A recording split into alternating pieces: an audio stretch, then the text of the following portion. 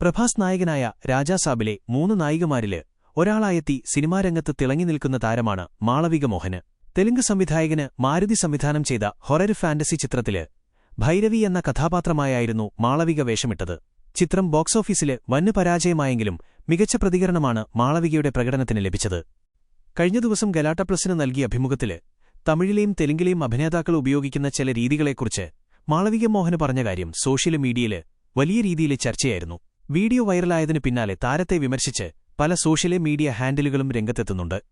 സ്ക്രിപ്റ്റിലെ എഴുതിവെച്ച വരികള് നോക്കുക കൂടി ചെയ്യാതെ ഇമോഷണല് സീനുകളില് അഭിനയിക്കുന്ന തെലുങ്കിലെയും തമിഴിലെയും അഭിനേത്രികളെ തനിക്ക് അറിയാമെന്ന് താരം പറഞ്ഞു.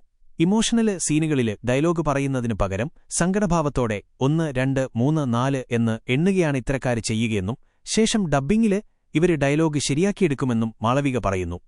അതേസമയം ദേഷ്യം അഭിനയിക്കേണ്ട സീനുകളില് എണ്ണുന്നതിനു പകരം A, B, C, D എന്നു പറഞ്ഞാണ് അഭിനയിക്കുകയെന്നും ഷൂട്ടിനു ശേഷം സ്ക്രീനില് നോക്കുമ്പോൾ ലിപ്സിംഗ് കൃത്യമായി വരുമെന്നും താരം കൂട്ടിച്ചേർത്തു. തങ്ങളുടെ കരിയറില് മുഴുനീളം ഇത് ചെയ്തവരെ തനിക്കറിയാമെന്നും താരം അഭിമുഖത്തില് പറഞ്ഞു. ആരുടെയും പേര് പരാമർശിച്ചുകൊണ്ടല്ല മാളവിക സംസാരിച്ചതെങ്കിലും വലിയ വിമർശനം താരത്തിനെതിരെ ഉയരുന്നുണ്ട്. ഒരുപാട് ചിത്രങ്ങളില് അഭിനയിച്ച് പരിചയമുള്ളതുകൊണ്ടാവും അവര് ഇത്തരത്തില് ചെയ്യുന്നതെന്നും പരിഹസിക്കാന് മാളവിക വളർന്നിട്ടില്ലെന്നുമാണ് പലരുടെയും അഭിപ്രായം. താന് എല്ലാവിധത്തിലും പെർഫെക്റ്റായ വിധത്തിലാണ് മാളവിക മറ്റുള്ളവരുടെ അഭിനയത്തെ പരിഹസിക്കുന്നതെന്ന തരത്തിലെ രൂക്ഷ വിമർശനവും താരത്തിനെതിരെ ഉയരുന്നുണ്ട്.